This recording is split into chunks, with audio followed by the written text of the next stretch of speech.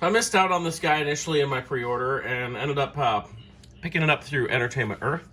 I think this may be my last non-window boxed figure, plastic-free packaging, because everything else I've gotten has the window box now.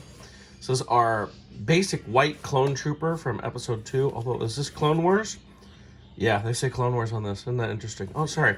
Not episode 2, episode 3. But they still say Clone Wars. Now, it should be Revenge of the Sith Clone Trooper. But anyway, let's go ahead and open him up and check it out. I think I'm going to miss this. I've really liked the way this is done. I know people have had issues with not being able to see the paint job, not being able to, or people swapping things out and you didn't know, especially on mail order stuff. But what I've really liked is not having to pull everything out of those plastic trays. You know, with our accessories in a little baggie here, many times with cardboard over the longer pieces, the figure well protected. I've liked this. I think I'm going to miss it a little bit. So this is, I think this is a brand new mold or slightly reusable mold. It's interesting to notice, this is Clone Wars, and yet he's, for lack of a better term, a little chunkier, whereas the Clone Wars clone troopers were like really, really skinny.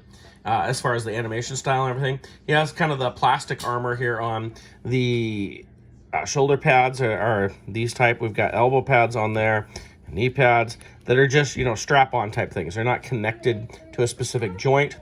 All in all, it looks like a nice figure. They've been doing a pretty good job with these clones.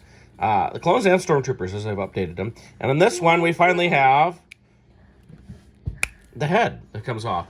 The previous mold we had a head underneath but was never painted and it never shown, but now we have an actual clone head underneath. Helmet's not bad. It does have the full black stripe on there. Some of our previous Bad Batch and Clone Wars figures wouldn't have the black stripe across. It's a very thin black stripe, but there is one there. All in all, really good. He comes with 2 weapons. He's got his rifle here and his standard blaster. So you get both of those to be able to use. He's very posable.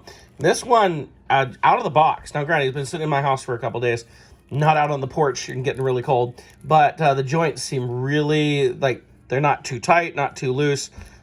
He's really good and posable. So this is pretty interesting. I could actually pose him in a kneeling stance. He's kind of tilted here, but I'm not supporting him at all. It's balancing itself very well, which is pretty cool. I'm pretty impressed. Pretty darn good figure.